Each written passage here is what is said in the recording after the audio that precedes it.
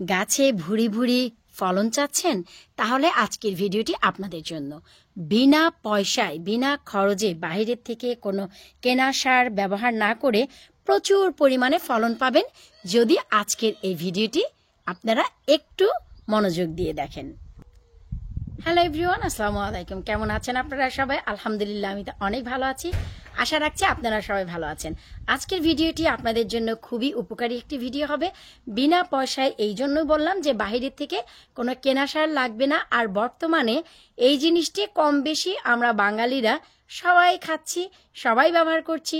তাই ভাবলাম এই ভিডিওটা আপনাদের জন্য একটু শেয়ার করে দেই যে এত উপকারী একটা ভিডিও আপনারা কেন ব্যবহার করবেন না। তো চলেন কথা না বাড়িয়ে সরাসরি চলে যাচ্ছি মূল ভিডিওতে। এতে করে আপনাদের আর সাসপেন্সও থাকলো না, আর কিসের উপরে ভিডিও করতে যাচ্ছি সেটা আপনাদের সাথে শেয়ার করব। সবার আগে দেখাচ্ছি আলহামদুলিল্লাহ, এই হচ্ছে সেই পটের বেগুনের গাছগুলো যা আপনাদের সাথে নিয়ে আমি কাটিং করেছিলাম, বড় বড় পাতাগুলো ছাঁটাই করে দিয়েছিলাম এবং ওয়াটার ওয়াশ দিয়ে যে পোকা ছিল, এফিড পোকা, সেইগুলোকে কিন্তু আমি ওয়াশ করে দিয়েছিলাম। আলহামদুলিল্লাহ পুরাপুরি 2.5 সপ্তাহ হয়েছে। পুরোপুরি দেখেন, 2.5 সপ্তাহ পরও একটা পোকাও এই গত 2.5 সপ্তাহে আমার পাতাতে আর আসেনি। একবার শুধু ওয়াটার ওয়াশ দিয়েছি, আর আমি তো বলেছি যদি প্রয়োজন হয় এভরি উইক আপনারা দিতে পারবেন। কিন্তু 1 সপ্তাহ আমি ওয়াটার ওয়াশ দেওয়ার পর আলহামদুলিল্লাহ কোনো পোকা তো আসেইনি, বরং এই যে দেখেন এখন ঝাঁকে ঝাঁকে কিন্তু ফুল আসা শুরু হয়ে গেছে। ওই যে আমি দেখাচ্ছি, ওই যে দেখেন, এই যে দেখেন, এখন হচ্ছে গাছে যে ফুলগুলো আসবে এই ফুলগুলো কিন্তু আমরা আর ট্রিম করব না, কারণ আমাদের গাছের কিন্তু 3G কাটিং আমরা অলরেডি করে দিয়েছি। সো এখন হচ্ছে এই যে দেখেন আলহামদুলিল্লাহ এই যে ফুলের ছড়াছড়ি। তো আপনারা যদি প্রচুর পরিমাণে ফলন চান, একটি গাছের জার্নি আপনারা যেভাবে করবেন আমি সংক্ষিপ্ত নতুনদের জন্য একটু বলে দিচ্ছি। গাছটিকে নাইট্রোজেন বুস্ট করে আপনাদের শুরুতে একটু বাড়িয়ে নিতে হবে, বড় করতে হবে আপনাদের 3G কাটিং করার আগে। কারণ অনেক ছোট অবস্থায় যদি করেন, যেমন আমার কিছু কিছু গাছে একদমই বাড়ছিল না, আমি ছোট অবস্থায় মাথা ভেঙে দিয়েছি। কারণ আমার লাভলি ভিউয়ার্সের গাছ ঘরে রাখার জন্য আমার নিজের গাছ আমি কিন্তু এপ্রিল মাসের লাস্ট উইকে বাইরে দিয়ে দিয়েছি, আপনারা সবাই জানেন। তাই ঠান্ডা বৃষ্টিতে একদমই বাড়ছিল না, তাই মাথাগুলো কেটে দিয়েছি। এতে কি হয়, নিচের দিক থেকে অনেক ঝাপটালো হয়ে যায়, আর সেইখানে বেগুন আসলে তো মাটিতে। এই জন্য নাইট্রোজেন বুস্ট করে গাছটাকে বড় করে নেবেন আগে। এই যে দেখেন আলহামদুলিল্লাহ নিচের দিকে অ্যাটলিস্ট 6 ইঞ্চি পর্যন্ত কোনো প্রকারের শাখা প্রশাখাও রাখবেন না এবং কোনো পাতাও রাখবেন না, কোনো শাখা প্রশাখা না, কোনো পাতা না। এইভাবে করে আপনাদের দেখে দেখে বুঝে বুঝে ছাঁটাই করতে হবে। এখন কোনো শাখা প্রশাখা আর কাটার প্রয়োজন নেই, কারণ প্রত্যেকটা শাখা প্রশাখা থেকে এখন আপনারা বেগুন পাবেন। তো এটা ছিল নাইট্রোজেন বুস্ট। আর এখন আপনাদের এই গাছে প্রচুর পরিমাণে পটাশিয়াম দিতে হবে। তো চলেন, প্রচুর পরিমাণে ফলনের জন্য প্রচুর পরিমাণে পটাশিয়াম আমরা কোথায় পাবো?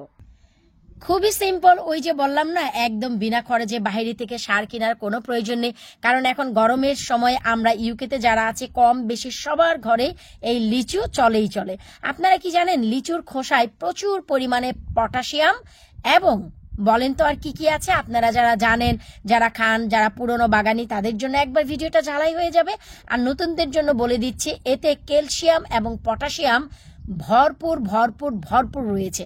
এত বেশি নিউট্রিয়েন্টস রয়েছে যে আপনার গাছের জন্য, এমনকি যেই গাছটা যেই মাটিতে আছে সেই মাটিটাকে রিপেয়ার করার জন্য মোস্ট ইম্পর্টেন্ট একটি খাদ্য হচ্ছে এটা। আপনি কি জানেন? আপনারা, আমি কিন্তু আমার নাইট ক্রিম একটা ব্যবহার করি, যেটা কিনা ফেস রিপেয়ার করে নাইটে, ঠিক আছে? তো গাছের মাটিকেও রিপেয়ার করে হচ্ছে এই খাদ্যটি। আপনারা নিজেরাই দেখছেন, এখানে আমি বেশ কিছু লিচু খেয়ে খোসাটা ভিজিয়ে রেখেছি 30 ঘন্টা। কম করে হলেও আপনাদের 24 ঘন্টা ভিজিয়ে রাখতে হবে, না হয়তো কিন্তু এটা যেহেতু একটা হার্ডি ফ্রুটস, যেহেতু হার্ডি, তাই এই কালারটি আসতে আপনাদের 24 ঘন্টা সময় দিতে হবে। 5 থেকে 10 ঘন্টা আপনারা ভিজিয়ে দেখে ট্রাই করতে পারেন, এতে কিন্তু আপনাদের এই কালারটি মোটেও আসবে না। সো এই কালারটির জন্য আপনাদের যে করতে হবে, অ্যাটলিস্ট আপনাদের 24 ঘন্টা ভিজিয়ে রাখতে হবে। তো আমি কি করেছি, 24 ঘন্টা না, আমি 30 ঘন্টা ভিজিয়ে রেখেছি। এখন খুব সিম্পল, তবে হ্যাঁ, এটা উঠে বসেই দেওয়া যাবে না, আবার এমন নয় যে আমরা পারবও না, এত বেশি কষ্টেরও না। আমরা এখান থেকে কি করব, এই যে যে খোসাগুলো, এই খোসাগুলোকে আমরা ছেঁকে তুলে নেব। এই হচ্ছে ছেঁকে নেওয়ার পর বর্তমানে অবস্থা পুরোপুরি 1 লিটার দেখতে পাচ্ছেন আমাদের এখানে সার রয়েছে। এখন আমরা সরাসরি কিন্তু এটা গাছে দিতে পারবো না, এটা লিচুর খোসা হলেও খুবই স্ট্রং একটি খাদ্য গাছের জন্য। এটা দেওয়ার পরপরই গাছে অনেক পরিমাণে আপনারা ফল পাবেন, অনেক পরিমাণে ফুল দেখা যাবে। 1 সপ্তাহের ভিতরে আপনারা এর রেজাল্ট পেয়ে যাবেন। এবার আমরা এই 1 লিটার সার কি করব, এই যে দেখতে পাচ্ছেন একটি ওয়াটার গ্যালন, এখানে আমরা সবটুকুই নিয়ে নিব। সাথে ব্যবহার করব আমরা সম পরিমাণে পানি। অবশ্যই মনে রাখতে হবে 1:1 1 লিটার এই সারের সাথে 1 লিটার আমাদের পানি ডেফিনেটলি ব্যবহার করতে হবে এবং খুবই সিম্পল। এরপর আমরা এই যে দেখেন যে কোনো গাছে ব্যবহার করব।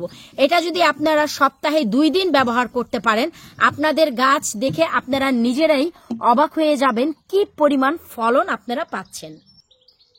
বাইরে থেকে কিনে সার ব্যবহার না করে একবার এই সারটি ব্যবহার করেন, কারণ লিচুর খোসায় আমাদের যা আছে আপনারা বাইরে থেকে কিনে যেই সার ব্যবহার করবেন টমেটো ফিড, তার থেকে বেশি পরিমাণ পটাশিয়াম এই লিচুর খোসায় পাওয়া যায়। ঘরোয়াভাবে যদি গাছ বানান, অর্গানিকভাবেই বানান, বাহিরের কেনা সার দেওয়ার কোনো প্রয়োজন নেই। আর যারা ঘরে বানাতে পারেন না তারা তো বাইরে থেকে কিনে দেবেন, এটা স্বাভাবিক। একবার শুধু আপনারা এই সারটি ব্যবহার করেন, ট্রাস্ট মি, আপনাদের গাছে ফুলে ফলে ভরে যাবে। আশা রাখছি ভিডিওটি আপনাদের ভালো লাগবে। কার কেমন লাগলো অবশ্যই ভিডিওর নিচে কমেন্ট করবেন। বিদায় নিচ্ছে আজকের মতো, পরবর্তী ভিডিও দেখার আমন্ত্রণ জানিয়ে আল্লাহ হাফিজ।